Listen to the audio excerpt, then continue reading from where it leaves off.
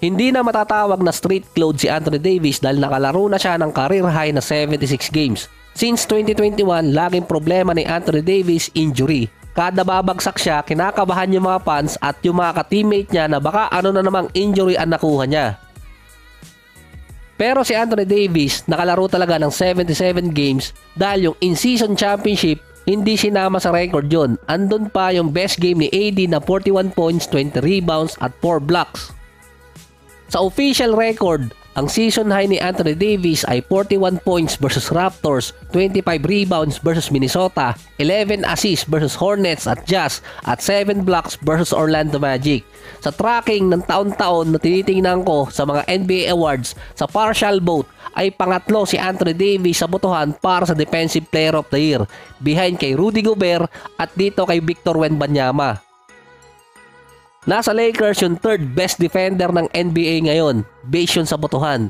Hindi na to rematch para kay AD at kay Jokic kundi trilogy na. Ito kasi yung head-to-head matchup sa pagitan ng dalawa. Sa total na 32 games na nagtapat si Anthony Davis at si Nikola Jokic, kasama dito yung playoffs, may average doon si Jokic na 21 points, 10 rebounds at 6 assists. Si Anthony Davis naman nasa 26 points, 8.9 rebounds, 2 assists at 2 blocks. Ang huling beses na nanalo si AD kay Nikola Jokic, October 30 at December 16, 2022. After nun, 7 straight ng panalo si Jokic kumpara dito kay AD.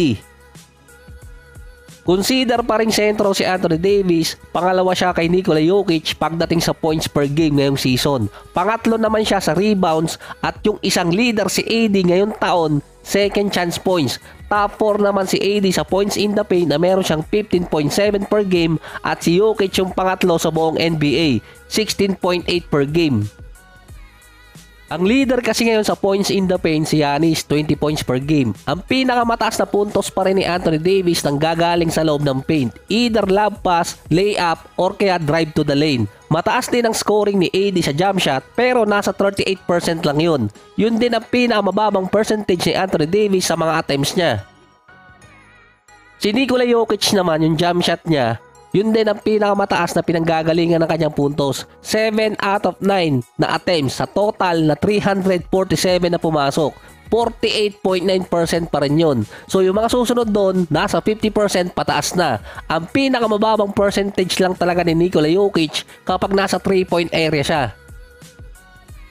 Nung huling beses na nagtapat sa playoffs ang Lakers at Nuggets nung Game 2, ang ginamit ang primary defender ng LA kay Jokic si Hachimura. Naging effective yon sa loob ng 10 minutes dahil si AD ang naging help defense. Hindi rin tumagal yon dahil sa isang particular reason. Ito yung kinagalit ng mga fans natin na bakit hindi tinuloy na si Hachimura ang nagbabantay dito kay Jokic. Sana hindi na Taylor Swift. Dahil si AD pa rin ang primary defender ng Lakers na kapag nilagay mo siya sa secondary or help defense, sisikip yung loob ng paint. Magmimintes yung tira ni Jokic, kaso naman tatlo ang open na shooter ng Denver. Ang pinaka best option pa rin ng Lakers ay i-deny yung papasahan ni Jokic. Makipag one-on-one pa rin si Anthony Davis. Sa 2020 playoffs na unang nagtapat si Anthony Davis at si Jokic, meron kasi nung dalawang big man na kasama si AD, nakapalitan niya. Si Anthony Davis din, merong pang 3-point shooting nun. Yun ang arsenal na nawala sa kanya. Sa 2020 kasi meron siyang 6 out of 21 mula sa 3-point area versus dito sa Denver Nuggets series. Meron kasi silang ibang rebounder doon. Sa 2023 playoffs, si Anthony Davis meron lang 2 out of 4 sa 3-point area sa 4 na games nila versus Nuggets. Samantalang si Jokic noong 2020, 5 out of 14 mula sa beyond the arc. So hindi sila nagkakalayo ni Anthony Davis. Pero noong 2023 playoffs, si Nikola Jokic, 8 out of 17 mula sa beyond the arc. Alam na rin kasi ng Nuggets na ang pupuntahan talaga ni Anthony Davis ngayon, loob ng paint.